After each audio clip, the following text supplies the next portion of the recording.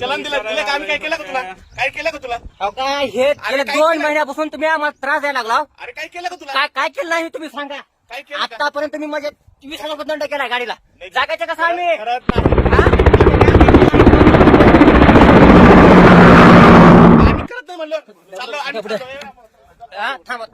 जातो आम्ही. चल. या फोटो शूटिंग कर. हा म्हणजे प्रत्येक वेळेस तुम्ही त्रास द्यायला लागला का? तुमचं नाव सांगा तुम्ही. तुला दंड केलाय का? नाव सांगा तुमचं. हो नाव सांगा तुमचं.